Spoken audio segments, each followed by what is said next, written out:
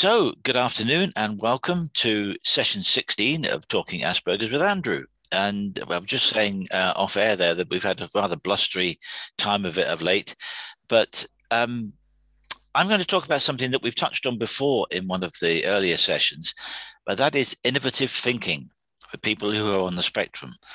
Now,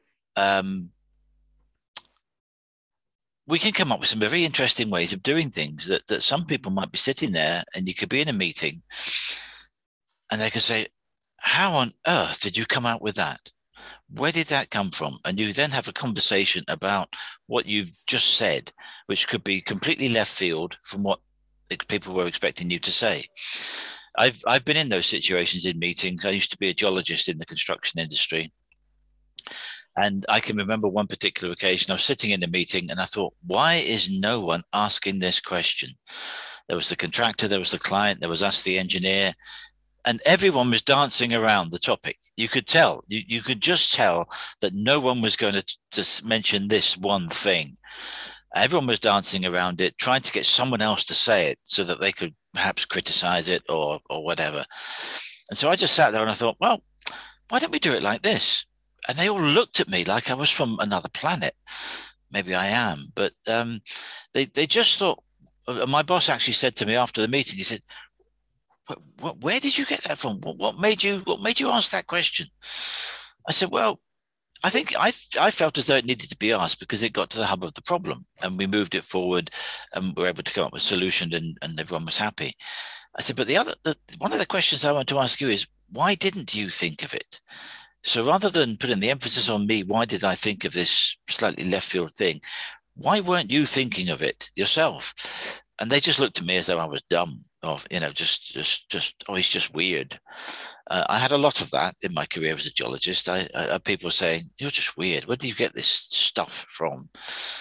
And when I was a geologist back in those days, I didn't know I had Asperger's syndrome. I knew I was different. Always known I was different. My earliest memories, I've known I was different, but didn't know why. And so fitting in was a challenge for me in all sorts of places. But I realize now that my Asperger's gave me the opportunity to think about things in a different way, think about problem solving and tackling something from a different perspective.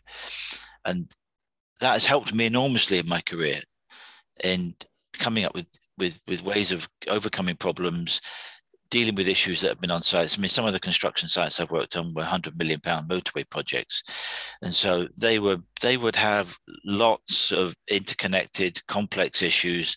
And you couldn't just think of one solution because it would have a knock-on effect on something else. So all of this, how does everything interact? How does it interweave? How does it all sit together on the web of ideas? And does it impact on the time? Does it take longer to do? Is it going to cost us additional money? All of these things form part of the overall equation. So you might have a simple, what would appear to be apparently simple problem. You can come up with a solution, but then the knock-on effect of that could be significant for the cost or for the time. And in construction, time is money just as well as hard cash, because if you overrun by a month, someone has to pay for that month of supervision of the engineer.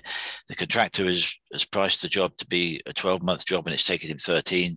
So he's got an extra month of on costs, which is his cabins, his staff, his engineers, all of those costs and become a factor. And so he can't just suddenly sit there and take that on board if he thinks that there's a way that some of those costs could be borne by the client.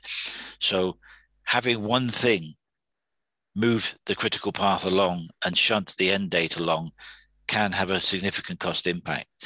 And putting all of these things together was quite a complex scenario of thinking with teammates, with colleagues, and working out what the best way forward was, which wasn't always necessarily the simple answer to an apparently simple problem.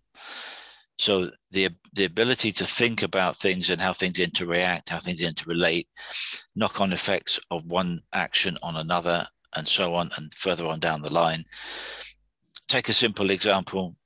When you're doing muck shifting for highways or a dam, you've got a season for it. You don't do that during the winter. You do it during the spring and summer months. So if you've programmed for your muck shifting to start in April after Easter. That's fine. Everything's all geared up to do that. But let's just suppose you've got a bridge, you've been building a bridge over the winter and you were delayed in building that bridge. And that bridge was the access road to get your muck from part A of the site to part B. That bridge was delayed a month. Suddenly your earthwork season doesn't start till May. That's knocked the whole program a month out of sync. And that month can have a very significant impact. And so how all of these things interrelate is very important. And that's one of the challenges that we had in construction, is not to just look at the initial problem in front of you, but how does it fit with everything else? How does it relate? Is there a knock-on problem, a knock-on situation? And that was the challenge. And then you speak to your colleagues and you sit down and you work out what the best way to go forward was. But it was that challenging of the norms, the normal ways of thinking, and thinking, what if we did it some way? What if we looked at this problem from a different perspective? That was the fun. That was the fun part for me, because A, I got to use my imagination, use my creativity, use my experience.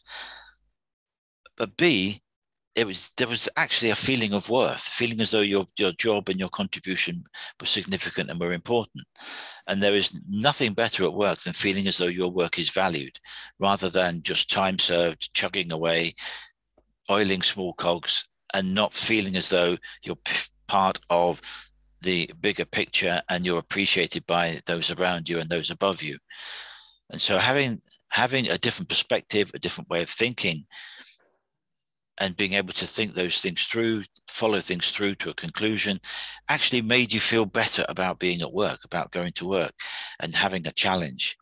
On a particular job, which was down in north of England. Yeah. Particular job in the north of England was a motorway job. It was £100 million. And it was about 13 kilometers. So that's about 8.5, 9 miles. There was lots of structures and retaining walls and motorway. So it was busy through the middle of Manchester. So it was significant challenges. And when you design a scheme, you have to work out in the cuttings whether the material that you dig from the cuttings that you can use to build embankments with. And so you have to schedule the earthworks. So in a given cutting, you have to say there's going to be this much which is going to be suitable. There's going to be this much which isn't suitable. But the problem might be that the suitable stuff you want to could be at the bottom of the cutting. And if you've got a 10-meter deep cutting that's a mile long, it might take you quite a long time to get to the material that you want, which is right at the bottom. We had a particular situation where that was the case, and I was able to come up with another source of material on the site that we could use because we hadn't got to the good material that we needed in a certain place. So that, looking at the site and thinking, where can we win material from? What can we use it for? It was a surprise to me that someone hadn't thought of it before. But when I thought of it, I investigated it, did some cross sections and calculations, realized that we had enough material for the purpose that we needed. I took it to my boss and he went, "Why didn't we think of that?" But it was just the way that it was. They were so focused on what they were doing, they didn't think necessarily about another way of doing something. And that's what people on the spectrum can bring to businesses. They can think about doing things in a different way, in a new way, in a changed way. And they challenge those norms, those conventional ways of thinking, by being able to think of those things in a new perspective. And that is invaluable to business, because it could lead to a new product, a new process. It might shorten a process from, say, 5 or 6 different steps down to 3 or 4 steps. So that's saving you time, saving you money, saving you resources. All of those things add up to having a more efficient, more effective, more profitable business. And so people on the spectrum who are given the opportunity to use their creative thinking, their thinking out of the box, and asking that all-important question, what if we did it this way? What if we looked at this from a different perspective? Can then help business enormously in how they go about what they do, how profitable they can be, and whether they are moving forward with new products and innovative designs for the next 10, 20, 30 years. So that's a very short précis of how people on the spectrum can use their creative thinking, their what if thinking, to come up with new ways of doing things. And I was going to ask Nigel and Damien, asking you both whether you find that with your own Asperger's or your own experience of people with Asperger's, whether you've encountered those sorts of situations and whether that has helped the overall situation, the overall business or the project develop in a better way. I haven't actually worked with anyone knowingly with Asperger's, so it's difficult to really comment, but just looking at how people do address things, quite often they have a very blinkered view of what they're having to do and don't see the knock-on effects of anything they do actually do, which can be quite disturbing in terms of why didn't you think that this is going to impact all these other people when you're doing X, Y, and Z? So that's just from my interaction with people without Asperger's. So it's difficult for me to actually comment any further on that. Well, it's interesting that you've identified what I was talking about, is that some people don't see the knock-on effect of what they're doing. They're very blinkered in their approach, and sometimes that's fine, but sometimes you need to think about the knock-on effects of a situation, because that impact could be worse than the problem that you're trying to solve in the first place. Sure. Damien? I don't know whether I have any major skill, but I tend to see everything, the processes and jobs and projects as diagrams. And I probably have a habit of drawing everything out in terms of what I'm trying to achieve. I end up with Excel sheets and diagrams and pictures, which I quite often in meetings I can see a picture in my head which contains lots of arrows going in from one thing to another and then going out into another. So maybe I can see in that way, I can see more of a wider picture rather than just a narrow picture. Because I know some people in meetings will say, but this is the way we've done it and it's worked. So why change it? Whereas quite often there's another mitigating factor that would mean that if you continue doing something the same way, that you would at some point fail because you wouldn't be taking into account another factor. So maybe in that, especially for example, when I'm looking at plant diseases, I tend to see a big picture of the causes and the effects and the potential environmental factors which allow a disease to take control of a plant. And so, but I tend maybe it's because I tend to actually think of things always as a picture or as a diagram, whether it's a job we have to do or whether it's a problem that we have to do. So maybe that's an advantage. Yeah, I agree. I like putting things down on paper, drawing things. They could be very crude, but it's as a visual representation of what I like to mind map. When I'm writing novels, I mind map, and I will say where the characters are, what the plot is going to be, what significant factors are going to happen, and I'll leave space for other things to happen as I get to a certain chapter or a certain part in the book. But I do map out. I do map out where things are, where things are going, and look for connections and patterns. And that's one of the other things that people on the spectrum are particularly good at, is they're very visual, tend to be very visual people, and they can see patterns in things. And it could be patterns in numbers or in coding, which makes them particularly good for certain types of jobs. Financial fraud investigation is one, because, as I said, they can see patterns in numbers and they might be able to spot trends of share trading and things of that nature, which might indicate someone is doing something that they shouldn't be doing.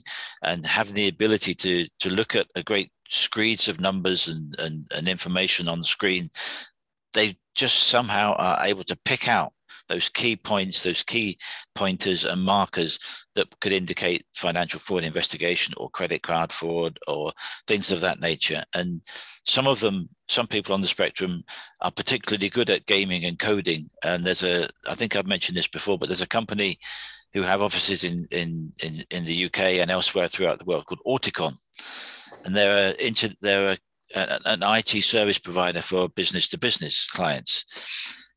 And every single one of their IT consultants has autism or Asperger syndrome. They actually advertise and seek out and look for people on the spectrum because they're so good at what they do with the coding, with the IT, the technological aspects of setting up IT and computer systems, that every single one of them is on the spectrum.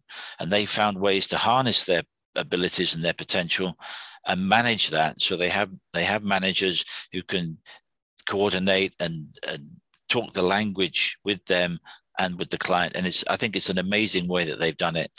And that's just because they know that there's a certain sector in society that do exactly what they want them to do for their business, and they employ them, they train them, and they give them the support and the freedom to express themselves and to come up with solutions for IT problems in larger businesses. So that to me, that's one of the positive sides of things. And that's one company actually looking out for people who are targeted, they are targets for what they're doing, and they go about it in the right way.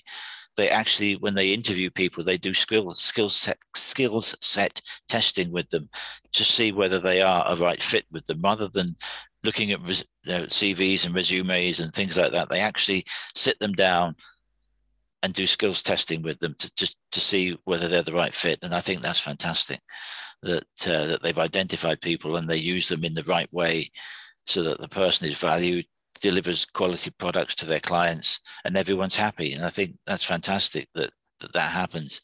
So I just as Damien said, I like to be very visual in how I present things, and look for the way to tie things together and to see how things react and relate to each other. Do you think you're then typically a more creative type person? It just comes naturally to you.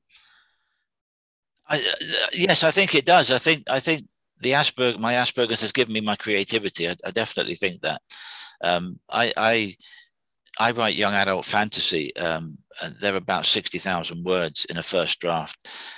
And when I get in the zone, I can write a first draft of one of those books in 12, 15 days, because I'm very focused and I'm very mindset on the story, and I just treat it as a proper job. I treat my writing as a proper job.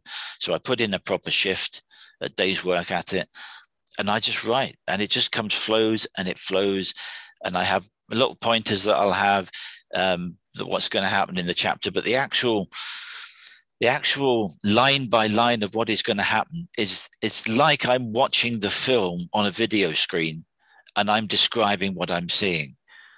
If that makes any sense to anyone. That I can see it now. Because I've mentioned that, it's like I've just tuned in to the film of one of my books and I'm watching it go through. But yes, I suppose I think it has given me my creativity. Other people, it will give them their IT skills. Other people, it will give them their technical abilities in certain fields, mechanical or electrical engineering or whatever, architecture, design, or whatever it is. Yes, I do think that the Asperger's has given me that, and I think it gives other people their own particular skills and talents. Yeah. Because you quite often see if people are looking to have a house built or something like that, and the architect says you want something X, Y, Z, and the person says, well, I can't really visualize that. And you think, yeah, if you had that sort of mindset that allowed you to do that, you would be able to see exactly what that person was talking about. Yeah. So you could see the walls coming up in the different places and so forth. Yeah, I think part of that is also working in construction. Most of the deliverable that we have for work is based around drawings. There'll be a specification, there'll be conditions of contract, bills of quantities, but the hub of what you do in construction are drawings with notes on them. And so having spent 23 years doing that, looking at drawings, looking at notes, I seem to click with the drawings and be able to pick up what is being presented in a 3D way. So I think I'm lucky in that, being able to look at a drawing and kind of visualize, a bit like if you ever watch what's the program, something designs, grand designs. You'll have someone, they've bought a barn, or they've bought an old mill house, and they're going to do it up, and at the beginning of the show they'll show you a 3D image with walls and kitchens and bedrooms and things. And I get very into that when they show those little clips of how the architect thinks it's going to be. I can definitely relate to how that all fits together, because I go, no, the kitchen's not big enough, and things like that. I do like big kitchens, because I like space to have things. And so yeah, I always enjoy those sorts of programs, because it can give you that 3D image, so you can visualize and see the drawings, and then you can see the layout of the building, because it's usually a shell that they have, and you can see how it sort of fits together, and you can get an idea of where the mezzanine is and how all these things fit together. And I get fascinated by things like that. Yeah, that's really interesting. Yeah, it is. It is.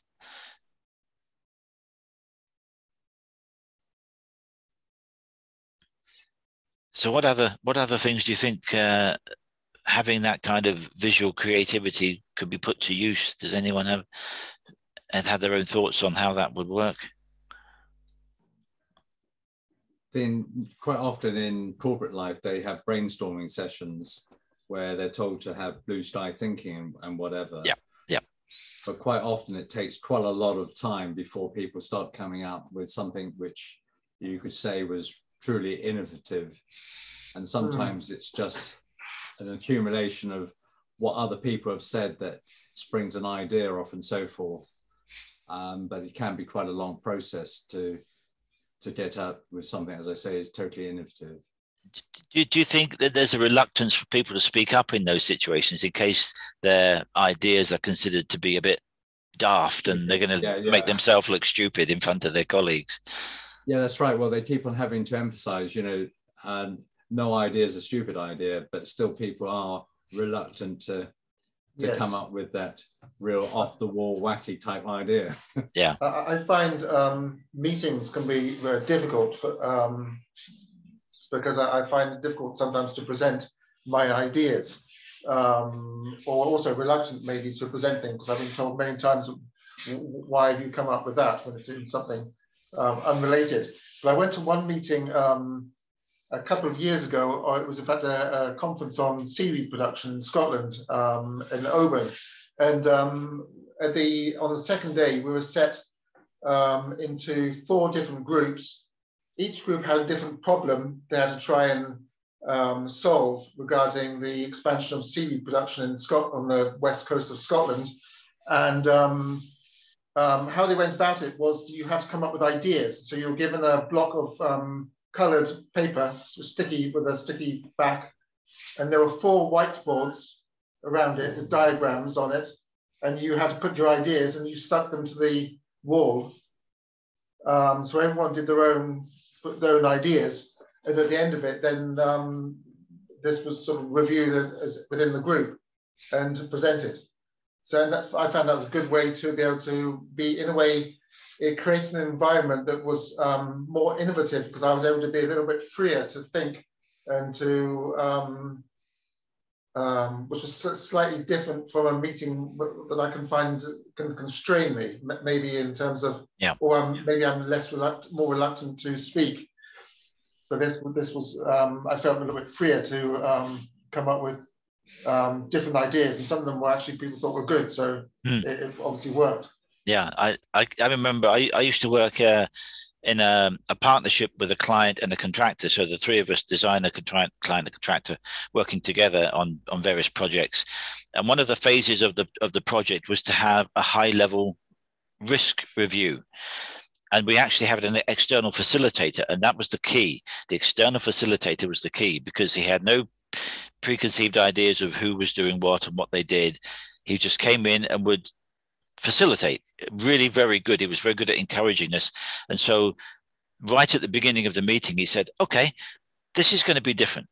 What we want to do is we want to evaluate all the risks associated with this particular project, whether that's financial risk, whether it's time risk, whether it's program risk, whether it's health and safety risk, all sorts of risk. And everyone's opinion is valid. There is no such thing as a bad answer and a bad opinion in this thing, because something that you might say might trigger someone else's thinking and think, actually, that might be a problem. Or they've just reminded me that by thinking of these two things together, there might be an issue. And so this is going to be open book, free thinking, and we're going to go around the table, one person at a time, one topic at a time, and everyone is going to have to give their opinion. I don't want anyone sitting there saying no, because everyone's opinion is valid. That's why you're all here. We've got all the team leaders here. It's time to put aside any prejudices that you may have had with each other and people that you've worked with in the past. This is about finding the levels of risk and what your exposure to those risks are. And I'm here to facilitate that. I don't have any of the answers. You're the people who have the answers, but I'm here to facilitate. And that workshop worked brilliantly. It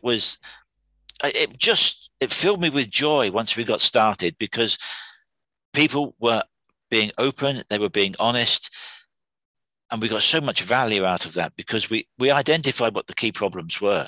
We identified what the low level risk was, what the medium level was, and what the highlight, what the big ones were, and what we were going to do about it. And it just, because we were told and we were briefed to have free thinking, no idea was a stupid idea, no question was a stupid question.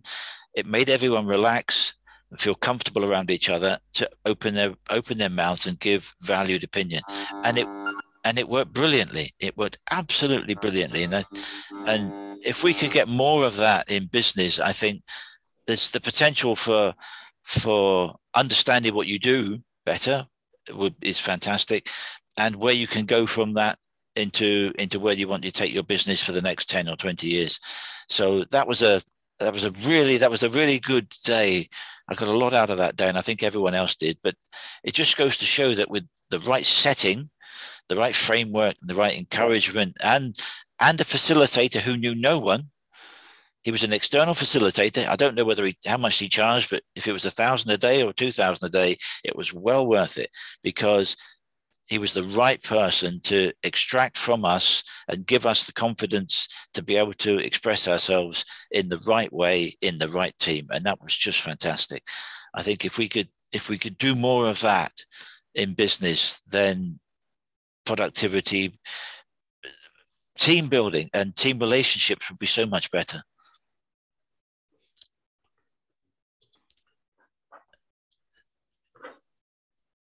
So I think having the right environment for anyone at work, doesn't matter if you're the top dog or if you feel as though you're at the bottom of the rung of the ladder, everyone's opinion is valid, and everyone has a right to their opinion and to be able to express that, because who knows who is sitting, working away, doing what some people might consider to be menial or menial tasks or less important tasks.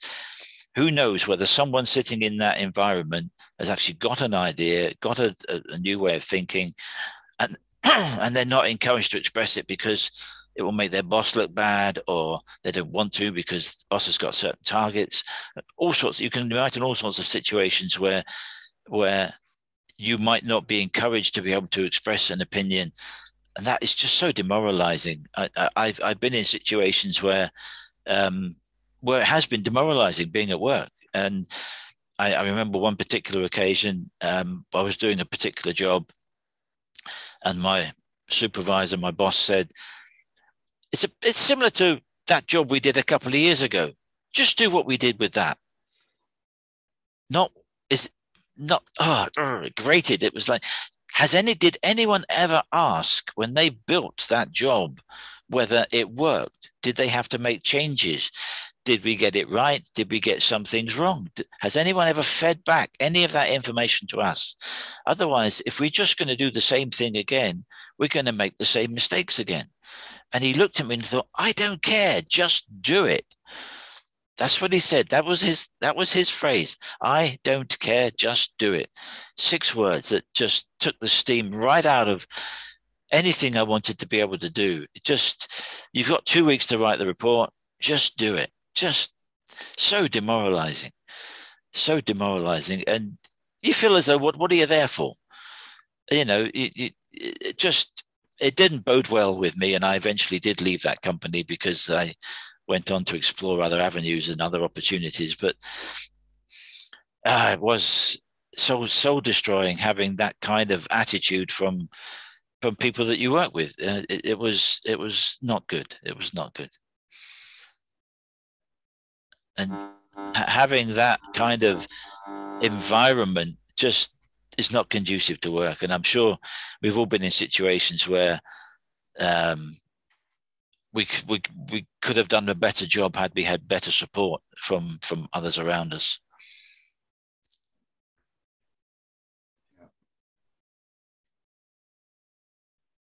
Yeah, I think, as I was saying earlier, people have a blinkered view on things and aren't very acceptance. There isn't a great acceptance of new ideas, no matter how small or big those ideas.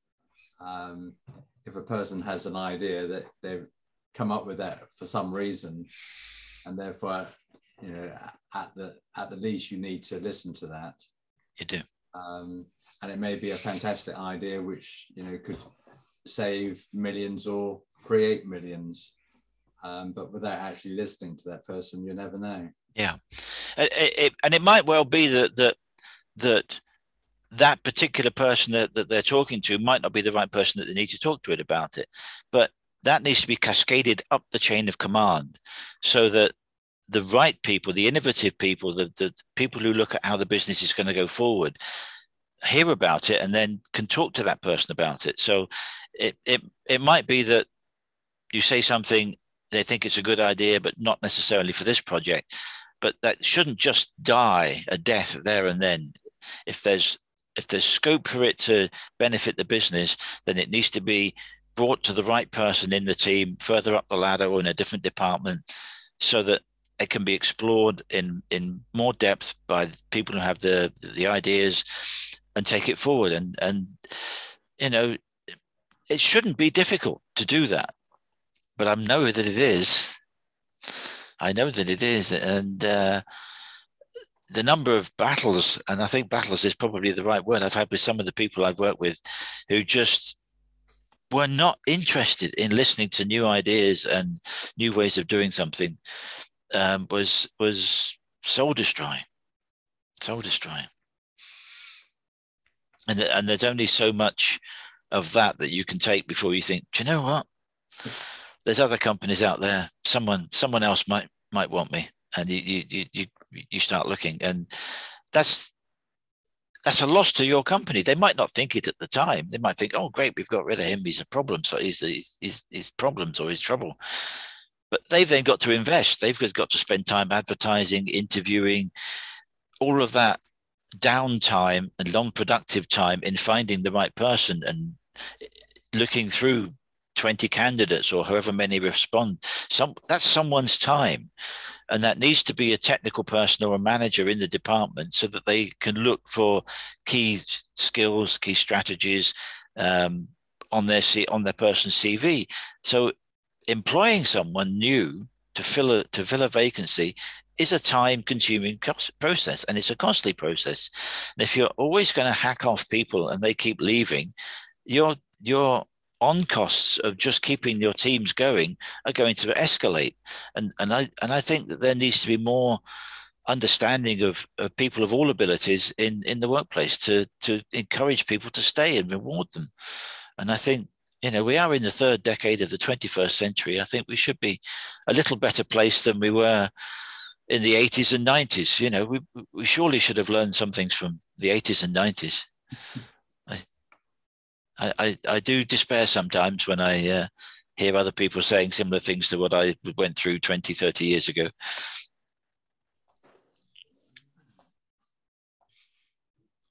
Do you find that because you can see and visualize the whole solution, that if you try and explain it to someone who then has to explain it to others, that the actual message gets diluted or confused or whatever as it goes. Yeah, absolutely. There's a definite lost in translation going on there. Rather than when management talk about things and say, well, actually, this idea came up by someone at work, rather than just taking it there, they should invite that person into the right meeting and say, you had this idea about something. Do you want to talk to us about it and say why you thought it was a good idea, and then talk to the right people? As I say, it might be someone in a different department, it might be someone 2 or 3 levels above you. What's wrong with having an hour? What's wrong with spending an hour having that conversation? There's no harm in that whatsoever. None at all. I can't see any downside to that at all. And the upside, as you say, Nigel, could be significant for the business, as well as the value and the worth of that person thinking, actually, do you know what? They listened, and they weren't condescending, and they weren't contradicting. They listened to what I had to say, and I got to speak to the right people about it. And I think that situation is so important, so important. So that's sort of my talk today. On our contributions from you has been most valued on innovative thinking, and I can't believe I'm nearly out of time. So I'm going to stop the recording.